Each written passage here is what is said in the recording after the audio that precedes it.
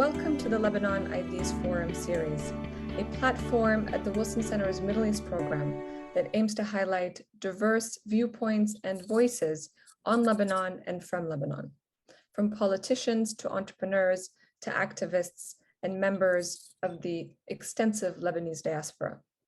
Today, we welcome Mikey Muhanna, a Lebanese-American who founded afikra. Afikra is a grassroots movement that evolved into a global media and educational platform focused on the histories and the cultures of the Arab world. And its vision is to really build a global community of curious minds to promote intellectualism and deepen our communal knowledge of the Arab world's history and culture. That's, of course, the vision that you have on your website, Mikey. So welcome to the Lebanon Ideas Forum, and thank you for your time. Thanks, Marissa. I really appreciate it. So, Mikey, you're a Lebanese-American. You grew up in the US, and you're now back in Beirut. I'm really curious to learn more about your story with afikra because you moved back to Lebanon at a time when many people are leaving or trying to leave. So what's the story there?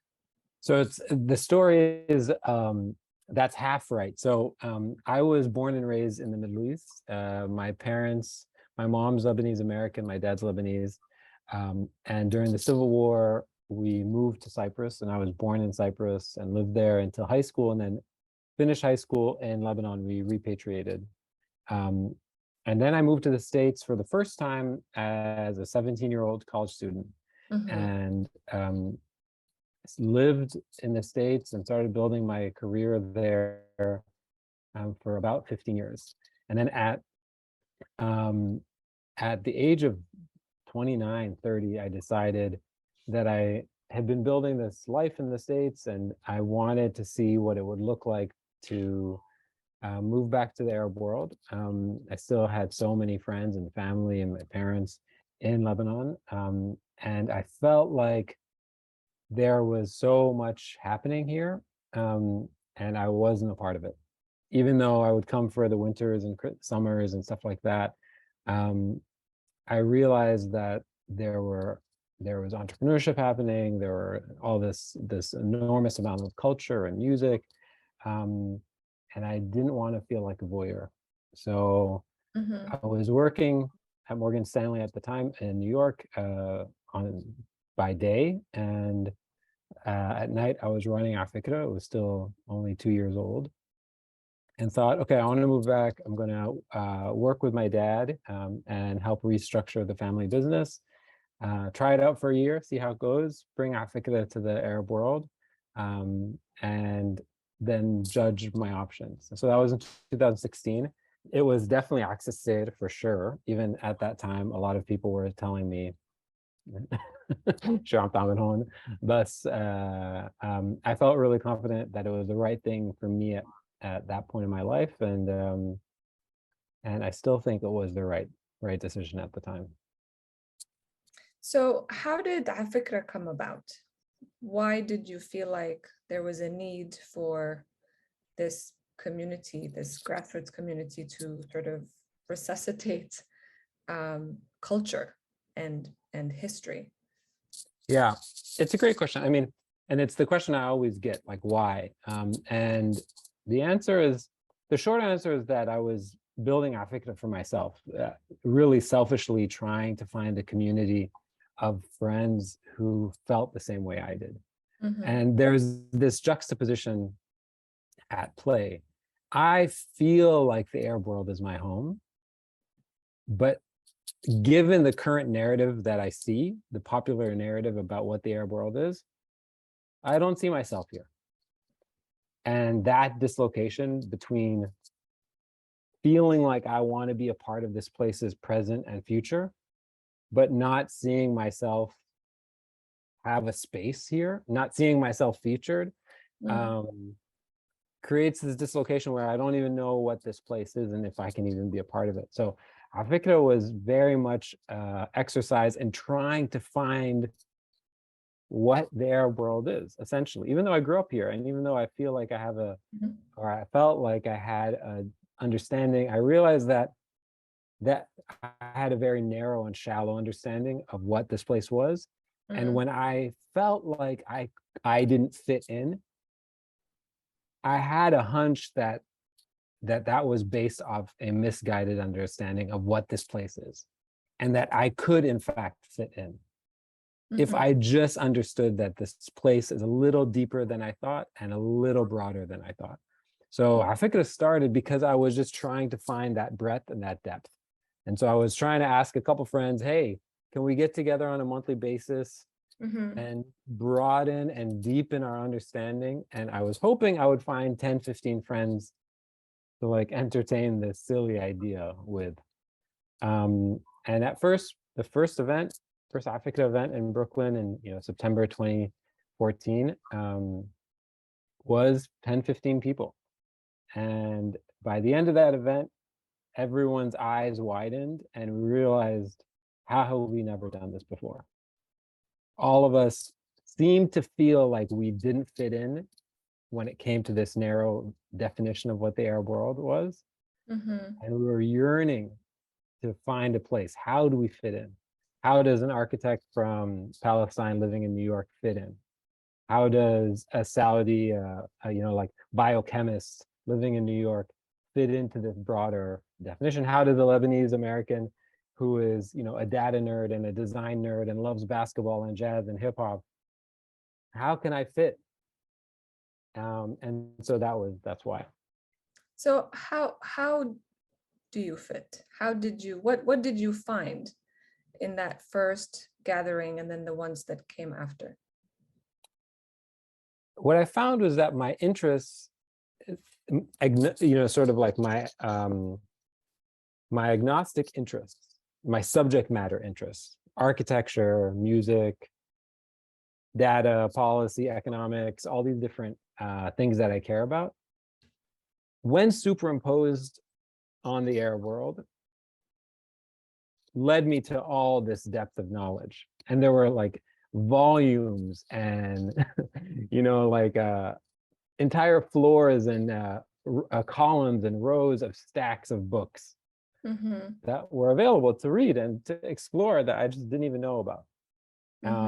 I didn't even know enough to start asking questions. And I realized everyone around me felt the same way, right? So I had friends who were, if you ask them about the history of architecture in the US or the history of architecture in Europe, they could talk your ear off at a dinner party, right? They were so well educated. They'd read every single interesting article in the New Yorker about the history of architecture from the last 10 years. But if you said, oh, cool, that's awesome, there's really, really interesting information about the heritage of Mamluk architecture in Cairo and how that informed what was going on in Philadelphia. It's just like, what? I didn't know I could be interested in that thing and connected to this place. And so that's what I found. And that's why those eyes widened, because it's such a small intellectual jump to make. It's so obvious, it's staring you in the face, but none of us had made it. So just once we stepped over that small little river, it became so obvious, oh my God, there's so much on the other side of that river to harvest. So much to harvest. How have we never done this? So what does that say about the dearth of, actually maybe not the dearth of this knowledge, but maybe the accessibility of this knowledge in the region? What does that say about the region? So it's a great question, and I'm so happy you corrected yourself, that you caught yourself, because it's not a dearth of knowledge. It's completely sitting there on the vine to be picked. There are many theories as to why the sense of curiosity, the sort of innate internal sense of intellectual curiosity that everyone is born with, why it erodes, and specifically why it erodes in communities that don't control their own sort of broader public media narrative. And the Arab world is very much that. So for hundreds of years, largely they haven't, or we haven't been able to fully have our own have complete control of our agency when it comes to crafting our own narrative about the histories and cultures of this place. And so what that does mean is that a very specific narrative has been sort of amplified over the years, over the decades and centuries. And when there isn't a diversity of perspectives promoted, and there becomes a singular, simple story promoted, curiosity begins to erode, because once you watch the same movie over and over and over and over again, you stop becoming interested and you stop asking questions about that thing. And so I think largely that is what has happened. People from this place, of this place, have been largely fed a very specific story.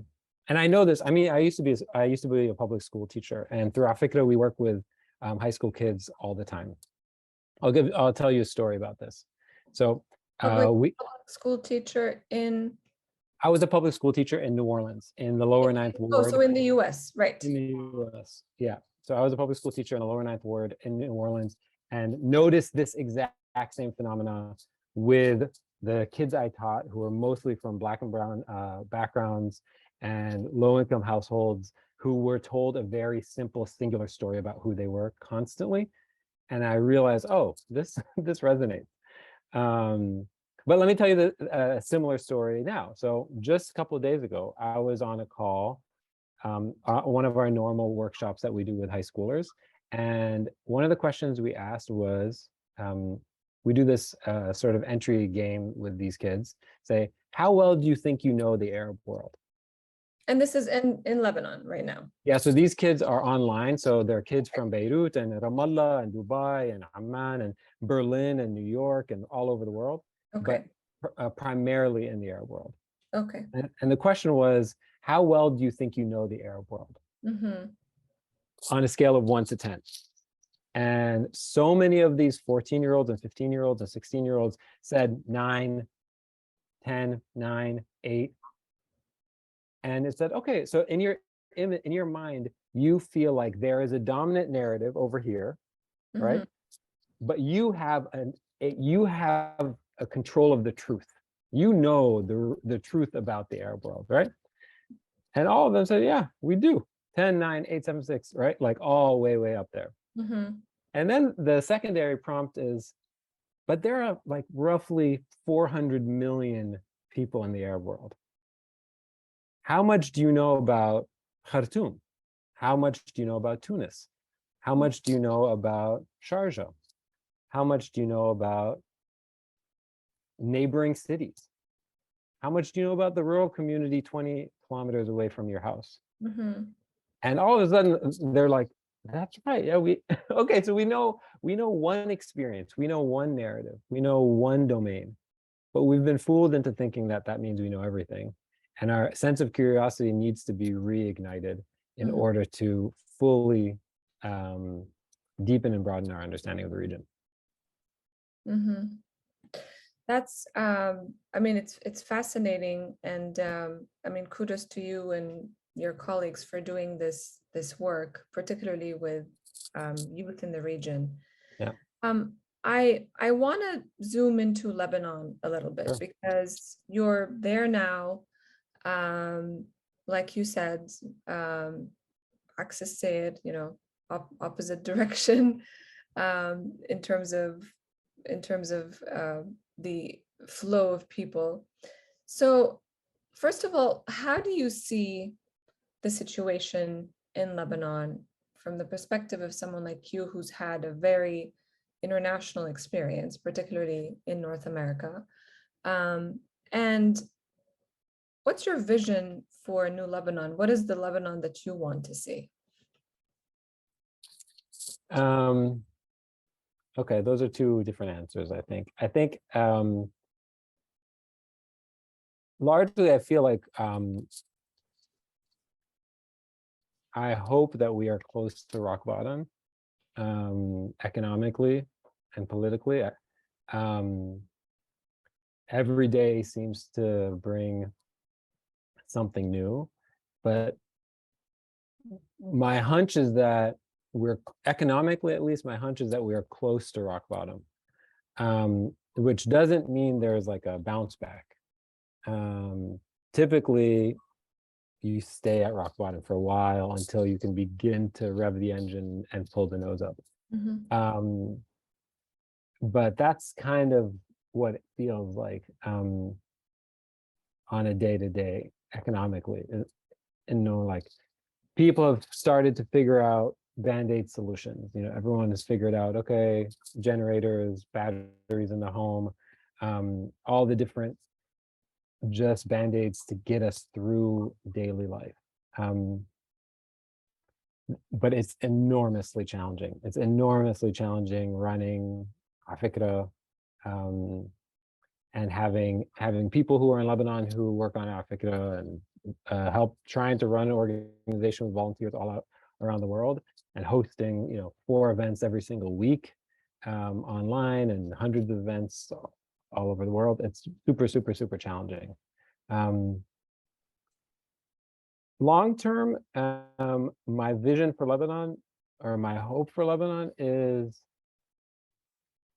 feels like a fairy tale, because I don't see a path forward to my vision, which would be, a truly secular society that's non-sectarian and does not doesn't properly exist on a meritocracy, that has a path to immigration, so that we can attract the best and the brightest from the region, and have a sense of patriotism based off merit and based off contributions, as opposed to when who had the passport when the republic was established. Like when the music stopped and everyone sat down in the musical chairs, who happened to be here?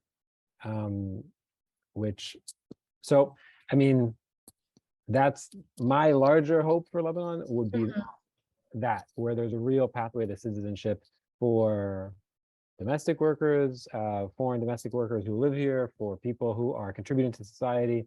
When the blast went off on August 4th, and you went down and see who was cleaning up, all the calls were about Lebanese resilience, but there are a lot of Ethiopian people cleaning up, a lot of Bangladeshi people cleaning up, a lot of Filipino people cleaning up, Palestinians who've been here for 50 years who don't have passports cleaning up, a lot of Syrians cleaning up. So when we talk about the future of Lebanon, to imagine that future with any sense of real meritocracy seems ridiculous, without real way to attract talent and reward work. So that's how I feel.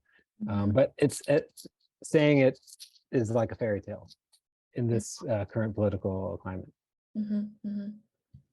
That's very much in line with, of course, what we've heard from other young people in Lebanon who have either been on the Lebanon Ideas Forum, or have written for us about what they want the new Lebanon to look like. So I want to just take a bit of a step back to look at the role of the Lebanese diaspora, because it is one of the largest diaspora communities in the world. You used to be a member of the diaspora, and then you chose to move back to Beirut. So in many of our conversations about Lebanon, the diaspora keeps coming up. And here in the US, you have multiple organizations that are doing a lot of advocacy work, trying to educate policymakers in Washington, trying to, when the blast happened, I think this was a really good example of how diaspora communities can really get organized and raise funds to support their families and their friends, their towns and villages in Lebanon. But how can this effort be sustained in a way that will help Lebanon? Because most of the people abroad left because they cannot live in that context anymore. But beyond just sending remittances and raising funds, what else can the diaspora community do? It's a great question. So if I keep my sort of my entrepreneur hat on,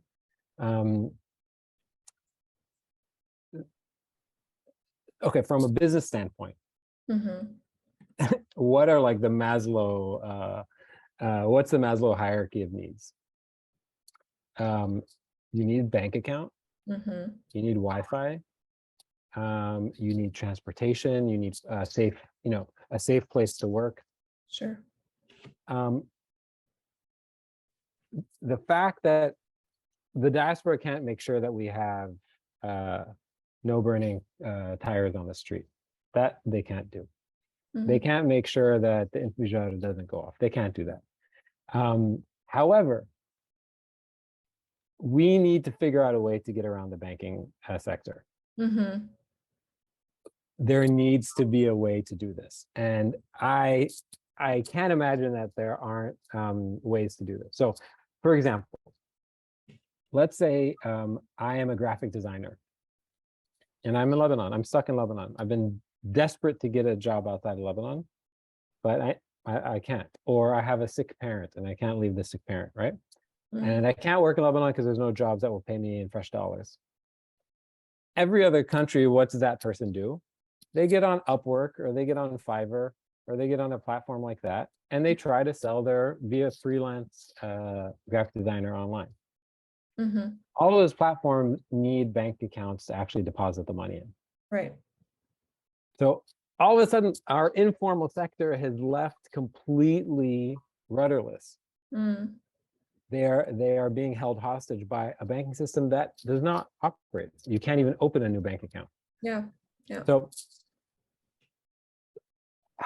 there needs to be a solution to this. And I could imagine that there would be some sort of like a company like remote.com or a deal.com or these remote work companies that says, okay, great, sign up with us. We will create a system where we set up a deal through Western Union or through OMT or something else or Wish or something like that. And we understand the situation that Lebanon's in. Let's bypass this banking sector. Or like the Estonia model, where you can register to create online bank accounts without even actually being there or living there. Like there are like KYC issues that need to be worked out, but these are the types of very pragmatic solutions to real life problems that could iron out so many issues. So that's one. Number two, we need to figure out a way to get around the telecom situation. I don't know if you know this, a couple of weeks ago, there was a scare, the telecom scare, which shook me to my core.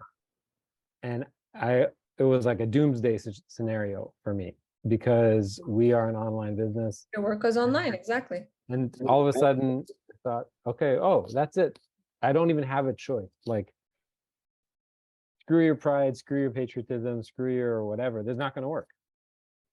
It's just not going to work. And so that's number two.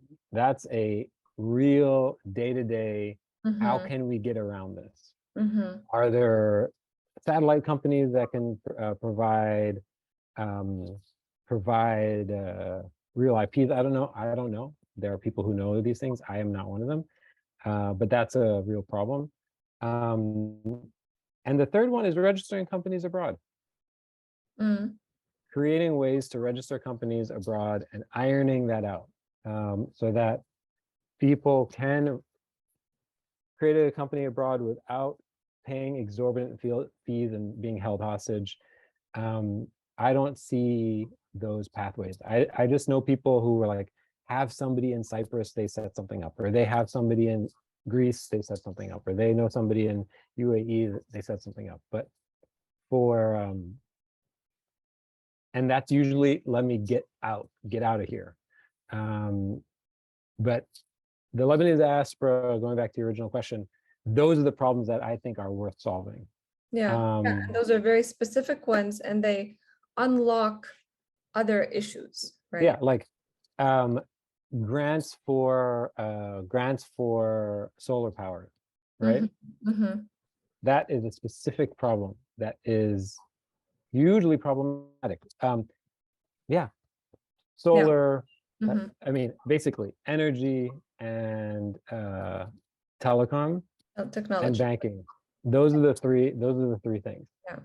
And it is a huge, huge, huge problem. Yeah, of course, of course. Well, thank you for being very specific. I think this is the most specific we've gotten to when asking this question. So, Mikey, my last question for you is about what did the United States can do, whether it's the government or other institutions. How can the United States help not just support Lebanon to stabilize, but to really get things moving in the direction of the new Lebanon that you want to see? You mean through the government specifically, or through large institutions? Government or large institutions. Yeah, I mean, I don't know. The short answer is I'm not sure, because